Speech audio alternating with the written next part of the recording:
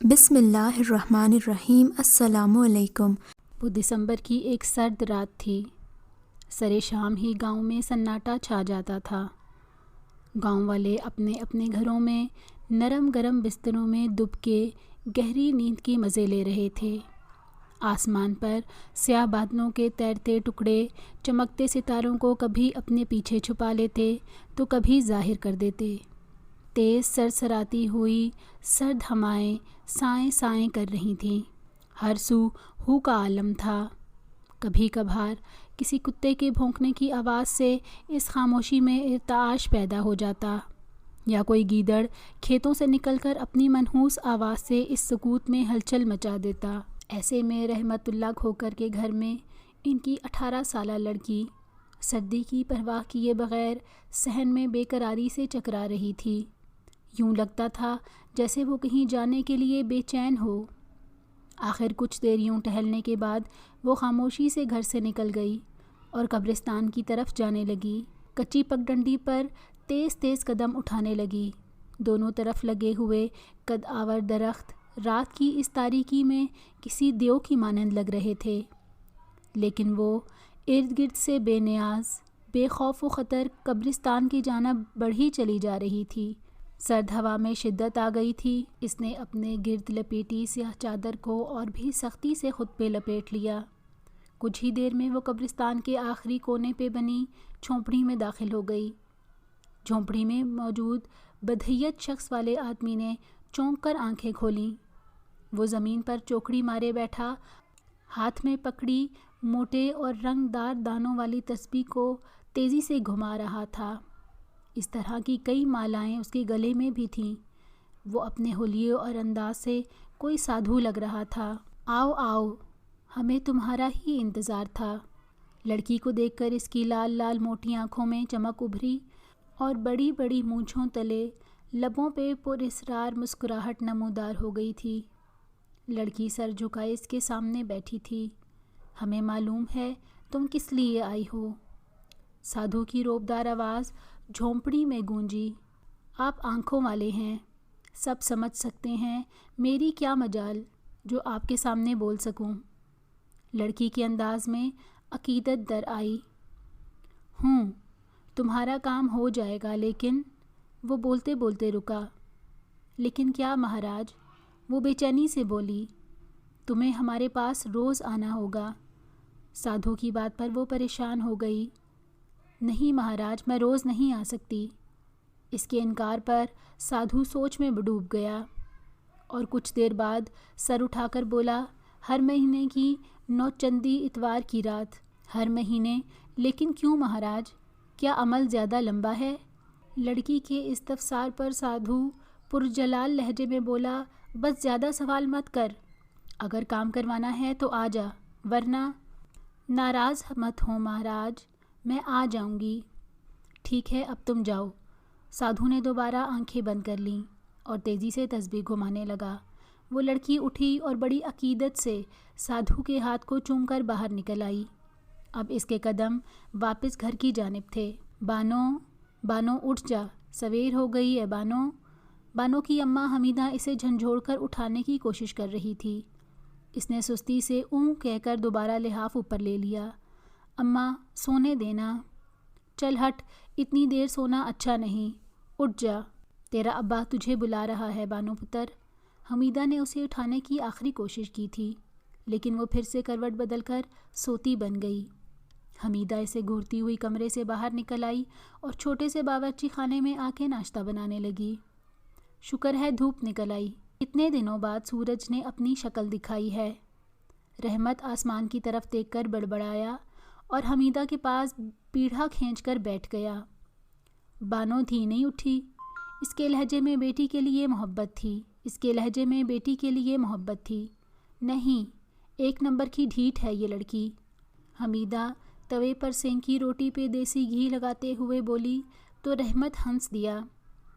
ارے چھڑ غصہ، بچی ہے اور پھر ایک دی ہے ہماری، لاٹ تو دکھائے گی نا۔ رہن دے تو رحمت، بچی ماشاءاللہ جوان ہو گئی ہے، تیرے لاڈوں نے بگاڑا ہے اسے۔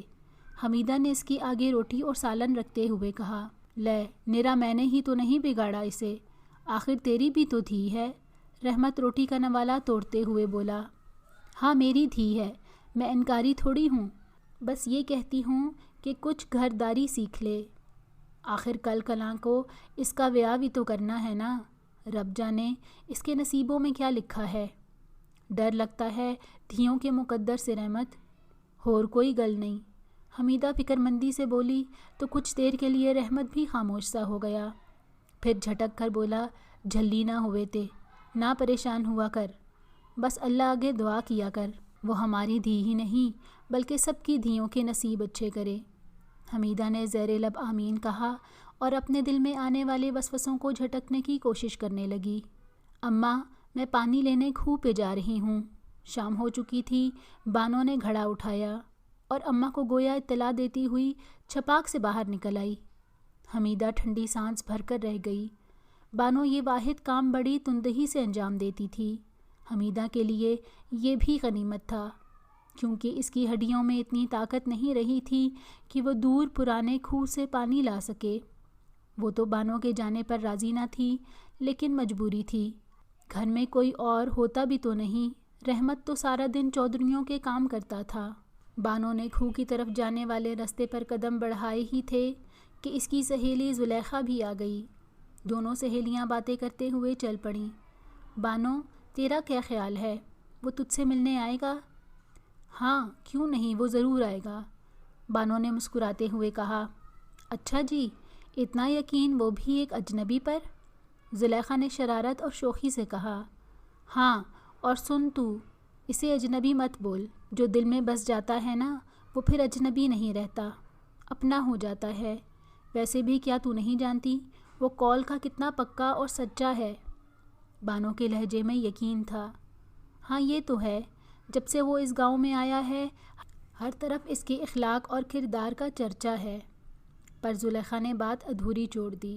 بانو نے الجھن آمیز نظروں سے اسے دیکھا۔ پر کیا زلیخا؟ پتہ نہیں وہ کون ہے، اس کا تو کوئی آگے پیچھے بھی نہیں، نہ ذات پات کا پتہ، اور پھر نہ جانے وہ۔ زلیخا کہتے کہتے رکی۔ بانو اس کی بات کا مطلب خوب سمجھتی تھی۔ دیکھ اسے غلط مت کہہ، اس کے بارے میں ایک بھی غلط حرف نہ سنوں گی، سمجھی تو؟ پیار ہے وہ میرا، اور پھر پیار ذات پات، رنگ نسل اور دولت کو دیکھ کر تھوڑا ہی کیا جاتا ہے، پیار تو پیار ہوئے نا۔ بانو کے چہرے پر محبت کے تمام رنگ بکھرے ہوئے تھے، اس کی موٹی موٹی سیاہ کاجل بھری آنکھیں کہیں کھو گئی تھیں، قدم بھی خود بخود تھم گئے۔ زلیخا نے اسے رشک سے دیکھا تھا۔ اگر پنڈ کا سونا گبرو جوان اسے چاہتا تھا تو وہ خود کون سا گم تھی؟ سرخ و سفید رنگت، کھڑی ناک، احمری سی لب اور ان کے پاس چھوٹا سا سیاہ تل، جب وہ مسکراتی تھی تو وہ تل بھی مسکرا اٹھتا تھا۔ سیاہ لمبے بالوں کی چوٹی اس کی نازک سی پتلی کمر پر جھولتی تھی۔ 18 برس کی عمر میں اس پر بھرپور جوانی چڑھائی تھی۔ کھوہ پہ پہنچ کر بانو برگد کے بڑے سے درخت کے نیچے جا بیٹھی، جبکہ زلیخا کھوہ سے پانی بھرنے لگی۔ تھوڑی دیر میں ایک خوبصورت نوجوان بانو کے پاس آ بیٹھا۔ بانو نے خفگی سے اسے دیکھا اور رخ موڑ لیا، جبکہ اس کے خوبصورت ہونٹوں پر مسکراہٹ کھیل رہی تھی۔ معاف کر دو، تھوڑی دیر ہو گئی، ایک ضروری کام پڑ گیا تھا، ادھر دیکھو میری طرف۔ نوجوان کے دھیمے دھیمے محبت بھرے لہجے میں نہ جانے کیسا جادو تھا کہ وہ بے اختیار اسے دیکھنے لگی۔ نوجوان کی نیلی آنکھوں میں محبت ہی محبت تھی۔ اس کا خوبصورت سفید چہرہ سیاہ بالوں کے ہالے میں کسی چاند کی مانند دمکتا تھا۔ جب وہ مسکراتا تو اس کے سفید موتیوں جیسے دانتوں سے ایک روشنی سی پھوٹتی محسوس ہوتی۔ اسے گاؤں میں آئے 1 سال ہونے کو تھا۔ کوئی نہیں جانتا تھا کہ وہ کون تھا اور کہاں سے آیا تھا، لیکن سبھی اس کے اخلاق کے دیوانے تھے۔ اس کی شخصیت میں ایک وقار تھا۔ یوں کیا دیکھ رہی ہو؟ اس نے سرگوشی کی۔ پتہ ہے شہریار، تم بہت خوبصورت ہو، اگر تم لڑکی ہوتے نا اب تک گاؤں کے تمام لڑکے تمہارے پیچھے لگ چکے ہوتے، اور کوئی نہ کوئی۔ اس نے شرارت میں بات ادھوری چھوڑی تو وہ ہنس دیا، پھر سنجیدگی سے بولا، بانو اگر ہم دونوں ایک نہ ہو سکے تو میں اپنی جان دے دوں گی۔ سنا تو نے؟ نہیں رہ سکتی میں تیرے بغیر، بانو نے جارحانہ انداز میں کہا۔ کتنی محبت کرتی ہو مجھ سے؟ شہریار کے وجود سے اٹھتی مہک نے اسے مدہوش کر دیا۔ بہت زیادہ، بانو نے کھوئے کھوئے لہجے میں کہا۔ سچ بانو؟ اس نے یقین چاہا۔ ہاں بالکل سچ۔ تو پھر دنیا کی کوئی بھی طاقت ہمیں الگ نہیں کر سکتی۔ شہریار نے بانو کے دونوں ہاتھ اپنے ہاتھوں میں لے لیے۔ دور کھڑی زلیخا نے اسی وقت ایک عجیب منظر دیکھا۔ اسے یوں محسوس ہوا جیسے برگد بھی ان کی محبت پہ جھوم رہا ہو۔ اسے برگد کے درخت کی شاخوں سے نیلی شعاعیں پھوٹتی محسوس ہوئی تھیں۔ وہ 9 چندی اتوار کی رات تھی۔ ہلال پوری طرح سے آسمان پر چمک رہا تھا۔ اماں، ابا اور بانو بڑی سی چارپائی پر بیٹھے کھانا کھا رہے تھے۔ کھانا کھاتے ہوئے بانو کا ذہن تو سادھو کی طرف تھا، جس نے آج رات اسے بلایا تھا۔ تمام کام نپٹا کر اماں فارغ ہوئی تو رات کے 9 بج رہے تھے۔ وہ اپنے کمرے میں بے قراری سے ادھر سے ادھر چکر کاٹ رہی تھی۔ اسی بے چینی میں وہ باہر نکلی تو سامنے ہی ابا کھڑا تھا۔ دیے، کھڑکی اور دروازہ اچھی طرح بند کر لینا۔ وہ جاتے جاتے پلٹا۔ اور تو کمرے سے باہر کیوں آئی؟ کچھ نہیں ابا، پیاس لگی تھی، پانی پینے آئی تھی۔ اچھا چل ٹھیک ہے، میں ادھر کھڑا ہوں، پانی پی۔ وہ کچن کی طرف آئی، گھڑے سے پانی نکال کر پینے لگی۔ واپس آئی تو ابا اپنی جگہ موجود تھا۔ ابا اب تو جا کے سو جا، اس نے کہا تو وہ کمرے میں چلا گیا۔ آدھی رات کے وقت وہ چارپائی سے اٹھی اور باہر آ کے اماں ابا کے سونے کا اچھی طرح سے اطمینان کر لینے کے بعد وہ چپکے سے دروازہ کھول کر باہر نکل گئی۔ اس کا رخ قبرستان کی جانب تھا۔ رات بے حد تاریک اور سرد تھی۔ کچھ دیر پہلے تک تو چاند خوب چمک رہا تھا۔ اچانک ہی سیاہ بادلوں نے آسمان کو ڈھانپ لیا اور تیز ہوا بھی چلنے لگی تھی۔ وہ تیز تیز قدم اٹھاتی جھونپڑی کے قریب آئی تو اگربتیوں کی تیز خوشبو نے اس کا استقبال کیا۔ وہ ایک لمحے کے لیے جھونپڑی کے باہر ٹھہری اور پھر اندر داخل ہو گئی۔ سادھو کے سامنے عقیدت سے 2 زانو بیٹھ کر اس نے سلام کیا۔ اس نے سر کے اشارے سے جواب دیا۔ مہاراج میرا کام، وہ دھیرے سے بولی۔ اتنی جلدی کیا ہے؟ تم پہ منحوس قسم کے اثرات ہیں جس کے لیے مجھے 30 دن کا چلہ کاٹنا ہوگا۔ اثرات؟ کیسے اثرات؟ وہ چونکی۔ کالے جادو کے، سادھو نے پراسرار لہجے میں کہا۔ کالا جادو؟ مجھ سے کسی کی بھلا کیا دشمنی ہو سکتی ہے؟ ضروری نہیں کوئی دشمن ہی وار کرے، کوئی عزیز، کوئی دوست حسد میں بھی ایسا کر سکتا ہے۔ تمہاری خوبصورتی سے جل کر، یا پھر، سادھو نے معنی خیز انداز میں بات ادھوری چھوڑ دی۔ یا پھر کیا؟ اس نے پوچھا۔ یا پھر تمہاری عزیز از جان چیز حاصل کرنے کے لیے؟ وہ عجیب سے انداز میں مسکراتے ہوئے بولا۔ لیکن تمہیں فکر کرنے کی کوئی ضرورت نہیں، سب ٹھیک ہو جائے گا۔ میں تمہیں دم کر دیتا ہوں جس سے تم پر کوئی وار نہیں کر سکے گا۔ تم حفاظت میں رہو گی اور وہ تمہیں پہلے سے زیادہ چاہے گا۔ اور ہاں، تمہارے ملن کی رکاوٹ دور کرنے کے لیے چلہ کرنا ضروری ہے۔ تم مستقل آتی رہنا۔ وہ خاموشی سے سادھو کی باتیں سن رہی تھی۔ ٹھیک ہے مہاراج۔ سادھو نے منہ ہی منہ میں کوئی منتر پڑھا اور اس پر پھونک دیا۔ جا، اب تجھے کچھ نہیں ہو سکتا۔ شکریہ مہاراج۔ وہ عقیدت سے اٹھ کر جھونپڑی سے باہر نکل آئی۔ دم ہونے پر وہ خود کو کافی ہلکا پھلکا محسوس کر رہی تھی۔ بانو برگد کے درخت کے پاس کھڑی تھی۔ کچھ ہی فاصلے پر اس کا محبوب شہریار دوسرے درخت کے تنے سے ٹیک لگائے بیٹھا تھا۔ آج اس کے محبوب کا رنگ پیلا ہو رہا تھا اور خلاف توقع وہ بہت خاموش اور کھویا کھویا سا لگ رہا تھا۔ کیا بات ہے شہریار؟ تو ٹھیک نہیں لگ رہا، بانو فکر مندی سے بولی۔ ٹھیک ہوں۔ وہ اپنے محبوب کے نزدیک جانا چاہتی تھی مگر نہ جانے کون سی طاقت تھی جس نے اسے روک رکھا تھا۔ بانو، کیا ہوا؟ میرے پاس آؤ۔ پتہ نہیں شہریار، کیا بات ہے؟ میں تمہارے پاس آنا چاہتی ہوں مگر آ نہیں سکتی، وہ بے بسی سے بولی۔ اچھا، میں آتا ہوں، وہ نکاہت زدہ آواز میں کہتا ہوا اٹھ کھڑا ہوا۔ مگر جیسے ہی بانو کے قریب پہنچا اسے ایک جھٹکا لگا اور وہ اپنی جگہ کھڑا رہ گیا۔ اس کے چہرے پر تفکرات کے آثار نمایاں ہو گئے۔ اس کی نیلی آنکھیں لال ہو رہی تھیں۔ بانو جاؤ، گھر جاؤ۔ وہ نڈھال سے انداز میں دوبارہ زمین پر بیٹھ گیا۔ مگر میں نے کہا نہ جاؤ۔ وہ جانے کے لیے مڑی تو شہریار نے پکارا، سنو۔ وہ اس کی طرف پلٹی۔ یہ لو، اسے گلے میں پہن لینا، تمہاری حفاظت کرے گا۔ اور ہاں، ہو سکتا ہے میں چند دنوں کے لیے گاؤں سے باہر چلا جاؤں، پریشان مت ہونا، جلدی آنے کی کوشش کروں گا۔ اس نے ایک تعویذ بانو کی طرف اچھال دیا۔ بانو نے اس تعویذ کو فوراً اٹھایا اور واپس آ گئی۔ شہریار کا دیا ہوا تعویذ اس نے اپنے گلے میں ڈال کر اسے بے ساختہ چوم لیا۔ زلیخا اچانک ہی بیمار ہو گئی تھی۔ بانو کو پتہ چلا تو وہ دوڑی دوڑی اس کے پاس پہنچی۔ زلیخا، چارپائی پر لیٹی زلیخا کو دیکھ کر بانو حیرت سے چیخی۔ یہ کیا ہوا؟ وہ 2 دن کے بخار سے ہی زلیخا ہڈیوں کا ڈھانچہ بن گئی تھی۔ پتہ نہیں بانو، اچانک ہی کمر میں درد اٹھا۔ اس کے بعد مجھے کچھ خبر نہیں کیا ہوا، بس ایسا لگتا ہے کوئی میرے جسم سے جان نکال رہا ہے۔ وہ نکاہت سے بمشکل بول رہی تھی۔ کچھ نہیں ہوگا تجھے، وہ اس کا ہاتھ تھامتے ہوئے محبت سے بولی۔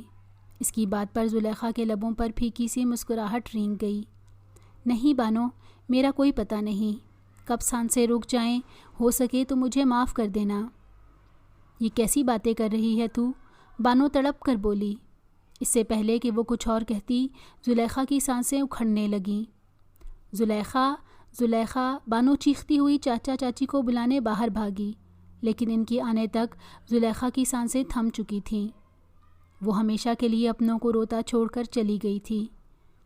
جوان بیٹی کی موت پر ماں باپ نوحہ کنا تھے، جبکہ بانو صدمے سے ساکت کھڑی تھی۔ وہ رونا چاہتی تھی، لیکن لگتا تھا جیسے اس کے آنسو خشک ہو گئے ہوں۔ پل کے پل میں سارا محلہ اکٹھا ہو گیا تھا۔ ہر ایک اس جوان موت پر افسردہ تھا۔ زلیخا کی اماں نے بانو کو جھنجھوڑ ڈالا۔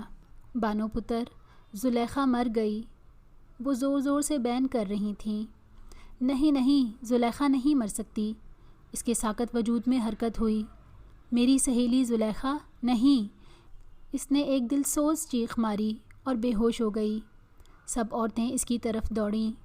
ہائے، بچپن کی سہیلی تھی، کتنا پیار تھا دونوں میں۔ سب افسوس کر رہی تھیں۔ زلیخا کو دنیا سے گئے ہفتہ ہو گیا تھا۔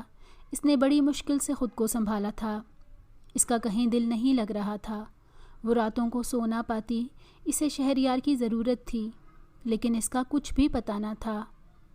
کتنا تڑپ رہی تھی وہ زلیخا اور شہریار کے لیے، مگر کچھ نہیں کر سکتی تھی۔ بس بے بسی سے آہ بھر کر رہ جاتی تھی۔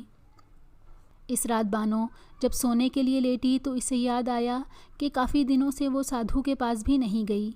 اگلے ہی لمحے اس نے سر جھٹک کر سادھو کے خیال سے جان چھڑانے کی کوشش کی۔ نہ جانے کیوں اسے لگ رہا تھا وہ سادھو اسے فریب دے رہا ہے۔ اس نے فیصلہ کر لیا تھا کہ وہ اب اس کے پاس نہیں جائے گی۔ اس نے سونے کے لیے آنکھیں بند کیں۔ ابھی کچھ دیر گزری تھی کہ اسے محسوس ہوا جیسے اس کے کمرے میں کوئی موجود ہے۔ اس نے گھبرا کر آنکھیں کھول دیں اور کمرے میں چاروں طرف نظر دوڑائی، لیکن اسے کچھ دکھائی نہ دیا۔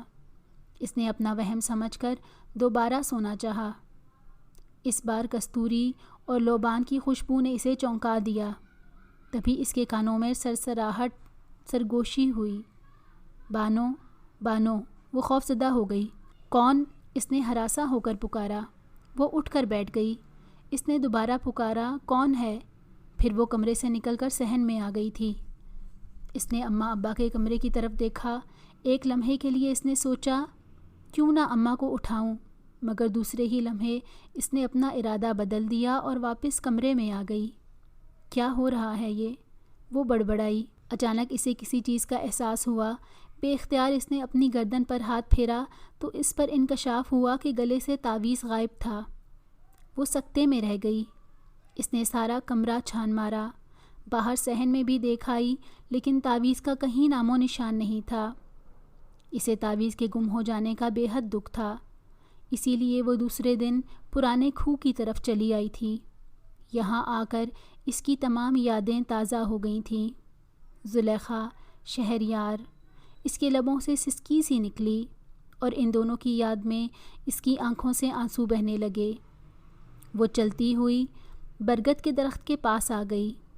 یہ درخت زلیخا کی طرح اس کے بچپن کا ساتھی تھا۔ بانو اور زلیخا گاؤں کی لڑکیوں کے ساتھ یہیں کھیلا کرتی تھیں۔ پھر شہریار بھی آ گیا۔ اس کی باتیں اور یادیں، وہ تڑپ کر برگد کے درخت پر ہاتھ پھیرنے لگی۔ اس کی آنکھوں سے آنسو رواں تھے۔ اسے لگا برگد کا درخت بھی اس کے غم میں رو رہا ہو۔ کافی دیر اپنا غم ہلکا کرنے کے بعد بانو گھر چلی آئی۔ بانو بے قراری سے آدھی رات کے بیتنے کا انتظار کر رہی تھی۔ نوچندی اتوار ابھی دور تھی۔ آج مجھے سادھو کے پاس جانا چاہیے، اس نے سوچا۔ نہیں بانو، مت جانا۔ اسے اپنے قریب سے آواز آئی تو وہ چونک کر پلٹی، لیکن وہاں کوئی نہیں تھا۔ آدھی رات ہوئی تو وہ خاموشی سے گھر سے نکلی اور قبرستان کی طرف جانے والی سڑک پر چلنے لگی۔ اس کا دل بری طرح سے دھک دھک کر رہا تھا، جیسے اسے کسی انہونی کے ہونے کا احساس دلا رہا ہو۔ وہ خوفزدہ سی تیز تیز قدم اٹھا رہی تھی۔ وہ حیران تھی کہ آج اسے اتنا خوف کیوں محسوس ہو رہا تھا۔ اس نے یہ بھی محسوس کیا کہ آج قبرستان کا رستہ بھی قدرے طویل ہو گیا تھا۔ تبھی اس کی چھٹی حس نے باور کرایا کہ اس کے پیچھے کوئی آ رہا ہے۔ یکبارگی بانو نے پلٹ کر دیکھا، لیکن دور دور تک کسی ذی روح کا نام و نشان تک نہ تھا۔ وہ چند قدم بڑھی تو کوئی نرم سی شے اس کے پیروں سے ٹکرا کر گزر گئی۔ اس کے قدموں میں اور تیزی آ گئی۔ ابھی وہ جھونپڑی سے کچھ دور تھی کہ ایک سایہ تیزی سے اس کے پاس سے گزر کر آگے نکل گیا۔ خوف اور گھبراہٹ کے عالم میں وہ جھونپڑی میں داخل ہو گئی، لیکن اندر کے منظر نے اسے مزید زیادہ دہشت زدہ کر دیا۔ سادھو کسی نادیدہ قوت سے نبرد آزما تھا۔ سادھو کے سر سے خون بہہ رہا تھا، لگتا تھا جیسے اس کے سر میں کسی نے کوئی سخت شے دے ماری ہو۔ اچانک سادھو کی نظر بانو پر پڑی۔ تم؟ وہ سب بھول گیا۔ لگتا تھا وہ غیر مرئی شے چلی گئی ہو۔ بانو کا سفید رنگ دہشت سے پیلا پڑ چکا تھا۔ آؤ، وہ باروب انداز میں بولا۔ اب وہ بالکل نارمل لگ رہا تھا، جیسے کچھ ہوا ہی نہ ہو، بلکہ اس کے سر کا زخم بھی غائب ہو چکا تھا۔ وہ لرز گئی، تاہم کسی سحر کے زیر اثر دھیرے دھیرے قدم اٹھاتی سادھو کے قریب آنے لگی۔ اسی وقت وہی آواز اس کے کان میں گونجی، بانو بھاگ جاؤ۔ وہ جو کوئی بھی تھا اس کا خیر خواہ تھا۔ اچانک بانو پلٹی اور باہر کی جانب بھاگی، لیکن سادھو نے اسے قابو کر لیا۔ کہاں چلی؟ اب میں تجھے جانے نہیں دوں گا۔ وہ بہت صبر اور انتظار کیا ہے۔ وہ صفاقی سے بولتے ہوئے اس کے قریب آ گیا۔ بانو نے اپنی سانس روک لی۔ سادھو کے منہ سے بدبو کے بھپکے نکل رہے تھے۔ مجھے جانے دو، وہ گڑبڑائی۔ تجھے جانے دوں؟ بڑی مشکل سے تو ہاتھ لگی ہے۔ اچھا ہوا تو خود آ گئی، ورنہ میں کوئی اور طریقہ اختیار کرتا۔ سادھو نے اسے دھکا دیا۔ بانو لڑکھڑا کر گر پڑی۔ وہ اس کے اوپر جھکا تو اس کی حلق سے چیخ نکلی۔ سادھو نے اس کے منہ پر ہاتھ رکھ دیا۔ وہ تڑپ گئی۔ اس سے پہلے کہ وہ اپنے شیطانی منصوبے میں کامیاب ہوتا، کسی نے سادھو کو اس کے لمبے بالوں سے کھینچ کر پیچھے کھینچ لیا۔ ذلیل کمینے، تو باز نہیں آیا اپنے گندے ارادوں سے؟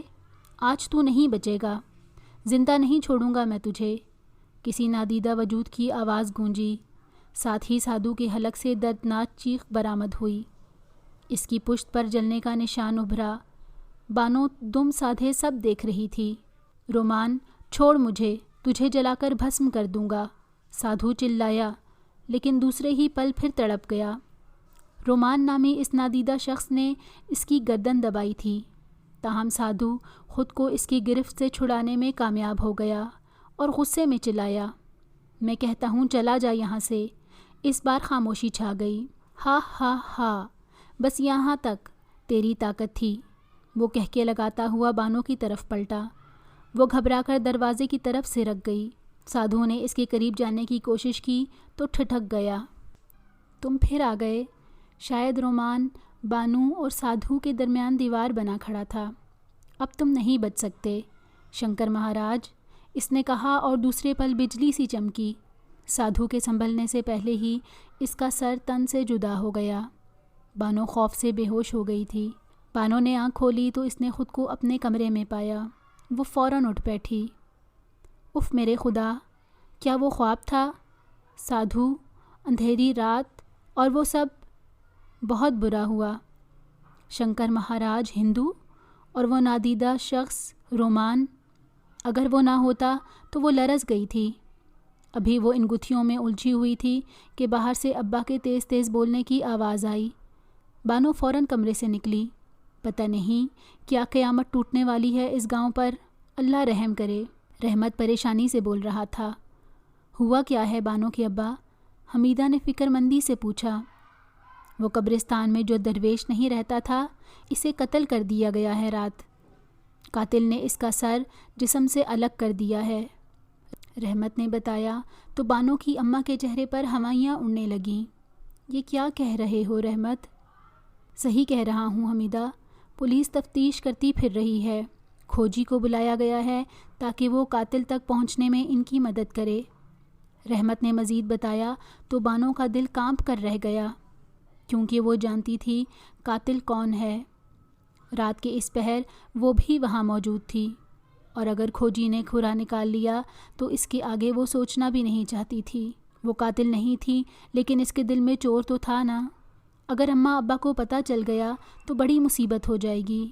اس نے گھبرا کر ماں باپ کو دیکھا جو اپنی باتوں میں مگن تھے۔ وہ خاموشی سے دوبارہ کمرے میں آ کے لیٹ گئی۔ پولیس نے قاتل کو پکڑنے اور اس کا سراغ لگانے کا کام رمضان ماچھی کے حوالے کیا تھا۔ وہ گاؤں کا بڑا ماہر اور مشہور کھوجی تھا۔ آج تک کوئی قاتل اس کی نظروں سے پوشیدہ نہیں رہ سکا تھا، لیکن رمضان ماچھی کو اس وقت حیرت کا شدید جھٹکا لگا جب وہ سادھو کے قاتل کا سراغ لگانے قبرستان پہنچا، کیونکہ وہاں کسی بھی قسم کا کوئی نشان موجود نہیں تھا۔ اس نے چپا چپا چھان مارا، باریک بینی سے بارہا دیکھ لیا، لیکن اسے سراغ نہ ملا۔ وہ حیران بھی تھا اور پریشان بھی۔ ڈی ایس پی یاور حیات پریشانی سے اپنے دفتر میں ٹہل رہا تھا۔ آخر قاتل کون ہے؟ اور پھر اتنا ماہر کہ سارے ثبوت بھی مٹا دیے۔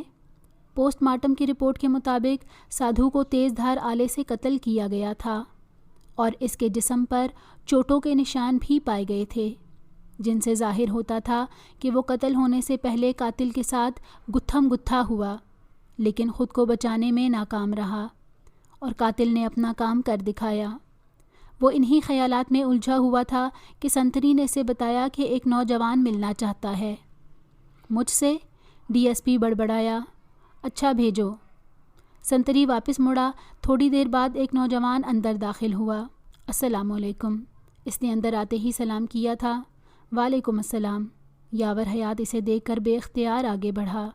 دونوں بغل گیر ہوئے۔ کیسے ہو؟ ڈی ایس پی نے اس سے پوچھا۔ بالکل ٹھیک ٹھاک۔ نوجوان کے لبوں پہ مسکراہٹ تھی۔ بیٹھو۔ یاور حیات نے اسے کرسی کی طرف اشارہ کیا اور خود بھی اس کے سامنے بیٹھ گیا۔ بولو جناب۔ شہریار صاحب کہاں غائب تھے اتنے روز سے؟ یاور نے اس سے پوچھا۔ کہاں جانا ہے یار، شہر گیا تھا کسی کام سے۔ وہ کرسی کی پشت سے ٹیک لگائے ہوئے بولا۔ اچھا بولو کیا کھاؤ گے؟ ویسے تو میرا دل چائے پینے کو چاہ رہا ہے، ڈی ایس پی یاور نے کہا تو وہ مسکرا دیا۔ تو منگوا لو، تم کچھ پریشان لگ رہے ہو، ڈی ایس پی نے شہریار کو بغور دیکھتے ہوئے کہا۔ میں؟ کچھ نہیں، بلکہ کچھ زیادہ ہی پریشان ہوں۔ شہریار کے چہرے پر فکر مندی کی لکیریں ابھریں تو اس نے چونک کر اسے دیکھا۔ کیوں؟ بتاتا ہوں، پہلے چائے تو منگواؤ، شہریار نے کہا۔ اوکے باس۔ ساتھ ہی ڈی ایس پی نے فون اٹھایا اور چائے لانے کا کہا۔ تھوڑی دیر بعد ہی دونوں چائے پی رہے تھے۔ ہاں اب بولو کیا بات ہے؟ یاور نے چائے کا گھونٹ بھرتے ہوئے کہا۔ یار وہ جو قتل ہوا ہے نا، اس سلسلے میں تم سے کچھ کہنے آیا ہوں۔ شہریار کی بات ڈی ایس پی نے چونک کر ہاتھ میں پکڑا ہوا کپ میز پر رکھ دیا۔ مجھے اس قتل نے الجھنوں میں ڈال رکھا ہے، کچھ سمجھ نہیں آتا کہ اس کیس کا سراغ کیسے ملے گا۔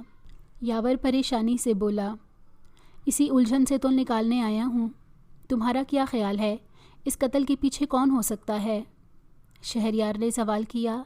یار یہی تو پتہ چلانا مشکل ہے۔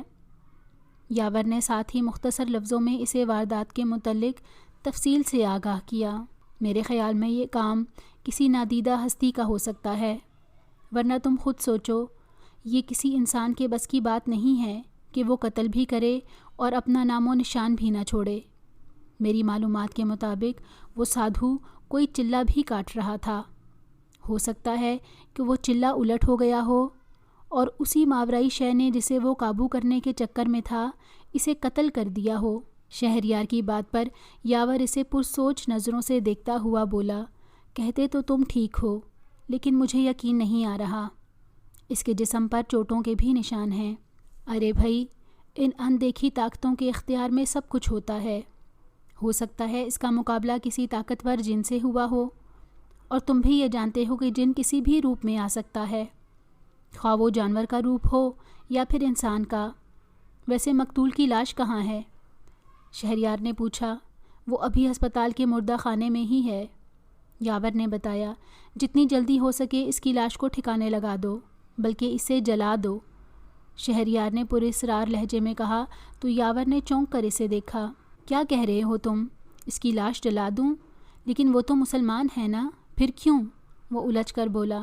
سنو، شہریار ٹھنڈی سانس بھرتے ہوئے بولا، وہ مسلمان عامل نہیں تھا، بلکہ ایک ہندو آدم خور شنکر تھا، جو کالے جادو کا ماہر تھا اور بحروب بھر کر اس گاؤں میں رہ رہا تھا، اور مزید شکتیاں حاصل کرنے کے لیے وہ چلے کاٹنے میں مصروف تھا۔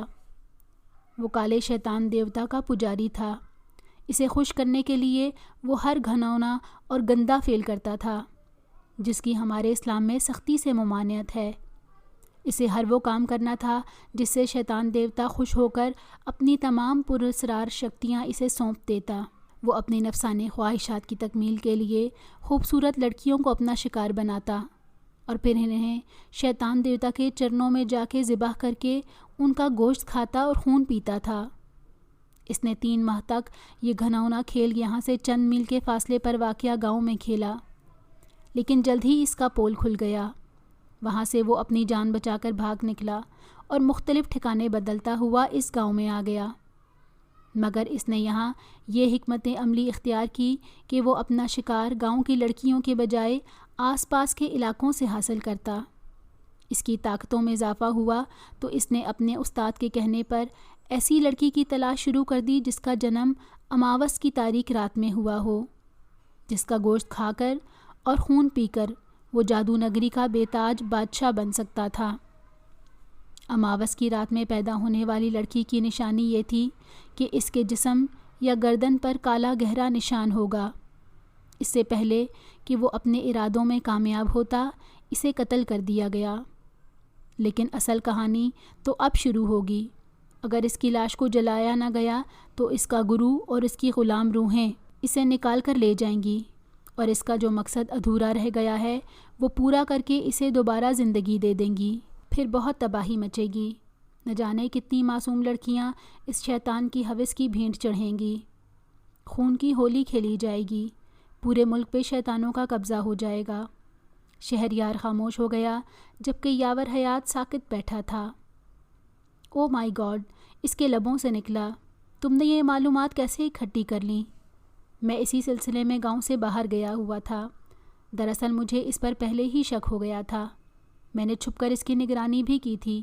اگر تمہیں میری بات کا یقین نہیں تو جاؤ جا کے اس کی جھونپڑی کی تلاشی لو، تمہیں معلوم ہو جائے گا۔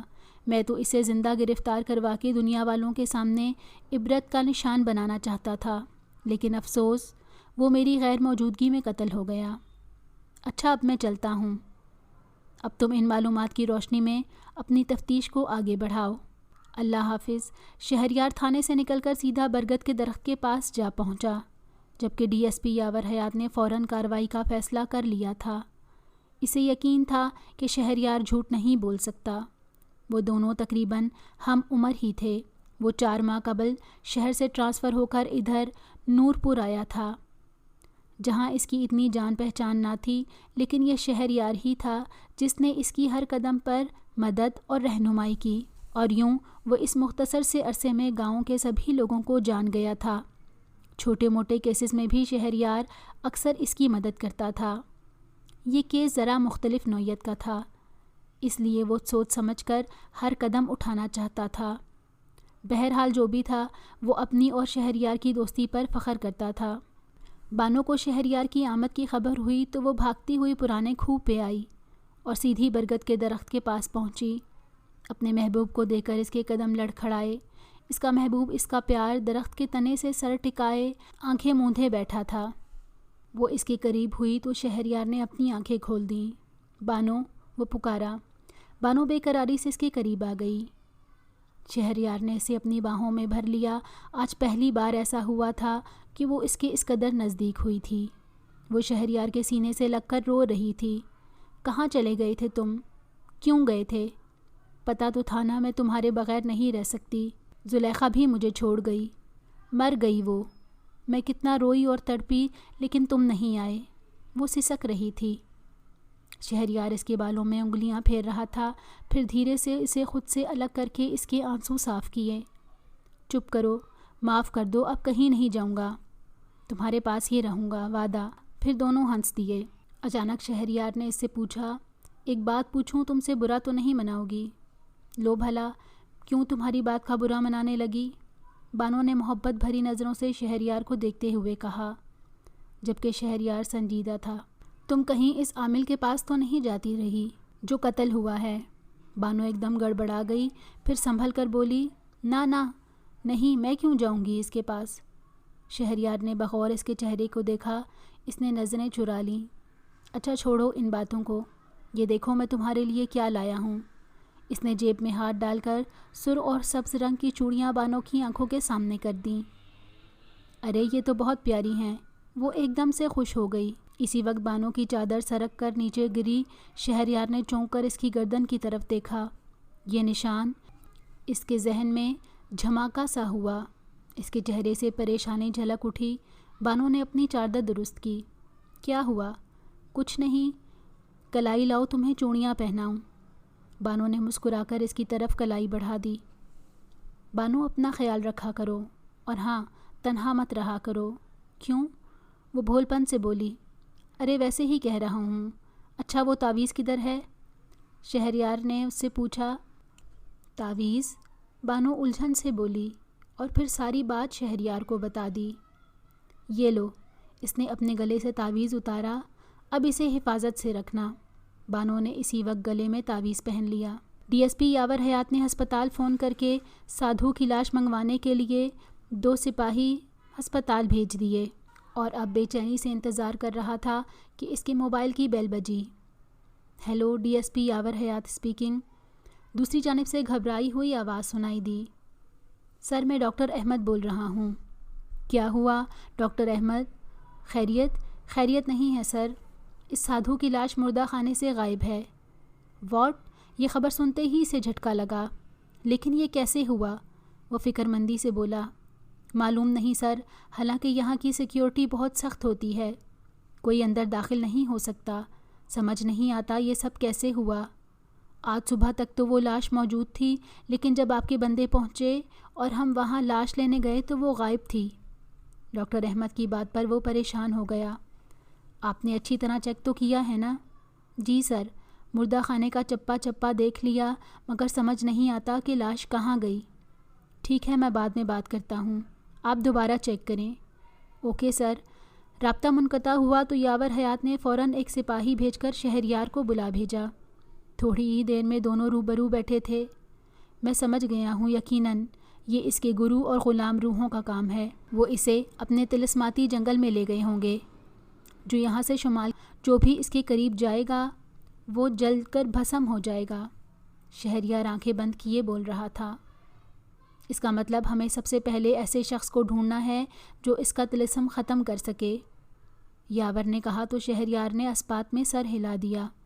بالکل، جتنی جلدی ہو سکے ایسے شخص کو ڈھونڈو، ورنہ بہت برا ہوگا، کیونکہ اس کا ہدف اسی گاؤں میں موجود ہے اور مجھے یقین ہے وہ اس پر ضرور حملہ کریں گے۔ وہ بے قراری سے بولا۔ ڈی ایس پی نے چونک کر اسے دیکھا۔ کون ہے وہ؟ بانو، رحمت اللہ کھوکھر کی بیٹی۔ رات گہری اور خاموش تھی۔ بانو اپنے کمرے میں سو رہی تھی کہ اسے لگا جیسے اس کی پائلتی کی طرف کوئی کھڑا ہوا ہے۔ اس نے فوراً آنکھیں کھول کر سامنے دیکھا، لیکن وہاں کوئی نظر نہ آیا۔ اسے خوف محسوس ہوا تو وہ یہ سوچ کر دروازے کی طرف بڑھی کہ اماں ابا کو جگاتی ہوں۔ مگر جیسے ہی اس نے باہر قدم نکالا دہشت سے گنگ رہ گئی۔ اس کے سامنے نہایت بھیانک اور بدشکل مخلوق کھڑی تھی۔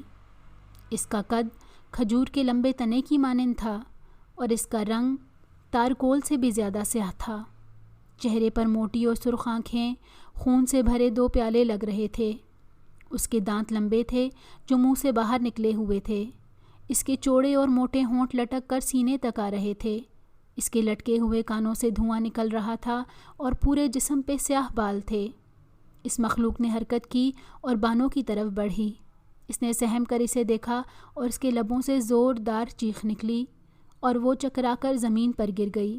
اماں ابا چیخ سن کر بھاگتے ہوئے باہر آئے جہاں بانو بے ہوش پڑی تھی۔ ڈی ایس پی یاور حیات اور شہریار دونوں کسی اچھے عامل با عمل کی تلاش میں تھے۔ بہت جلد انہیں اپنے مقصد میں کامیابی حاصل ہو گئی تھی اور وہ فوراً اس کی طرف روانہ ہو گئے۔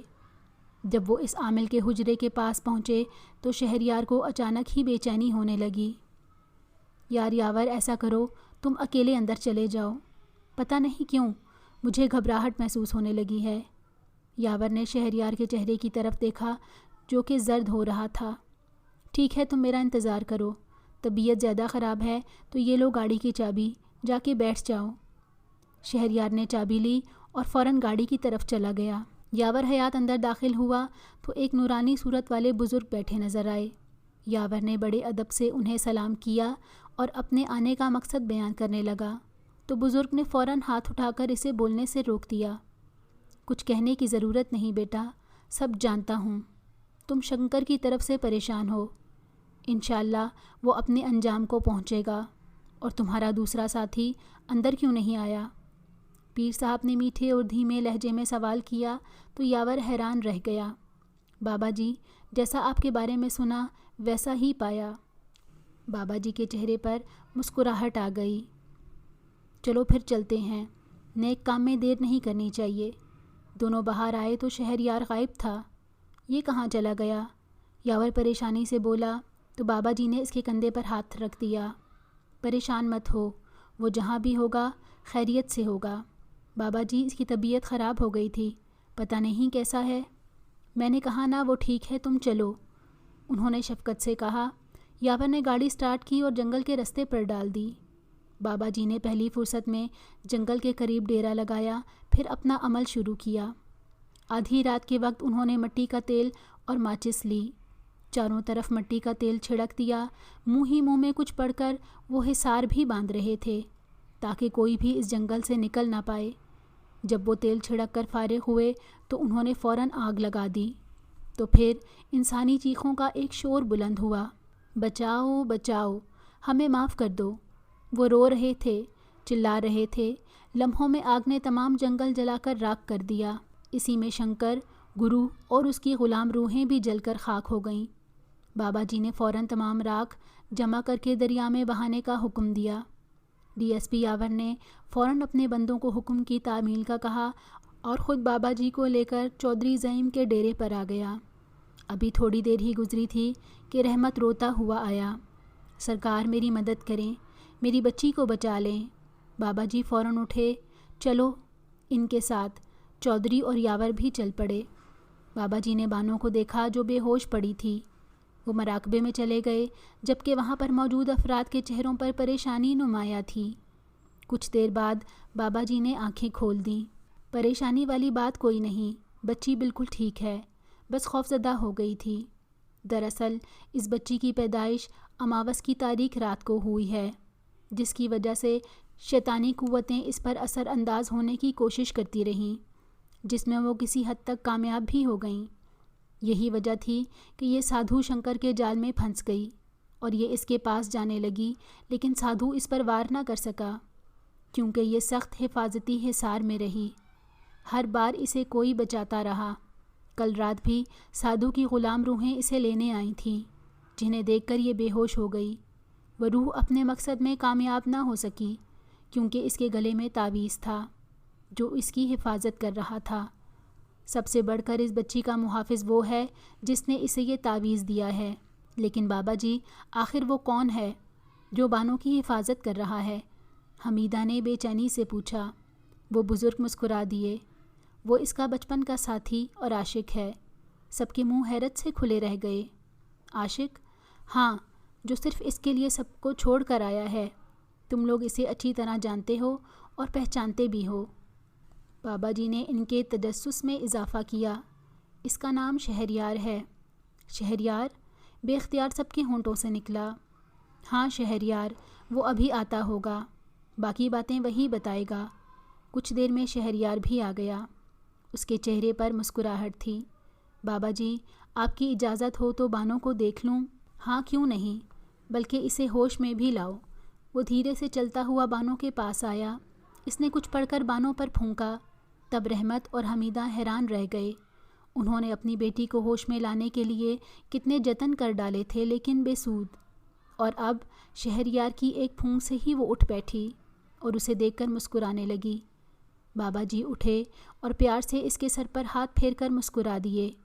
اب تم بولو برخوردار، کون ہو تم؟ شہریار چونکا اور پھر دھیرے سے سر جھکا دیا۔ پیر و مرشد، آپ کا حکم کیسے ٹال سکتا ہوں؟ میں قوم اجنا میں سے ہوں۔ میرا اصل نام رومان ہے۔ ایک روز میں اس گاؤں سے گزرا تو ایک خوبصورت سی بچی کو دیکھا جو کھوہ کے پاس لگے برگد کے درخت کے نیچے ہم جولیوں کے ساتھ کھیل رہی تھی۔ میں بھی اس وقت 9 عمر ہی تھا۔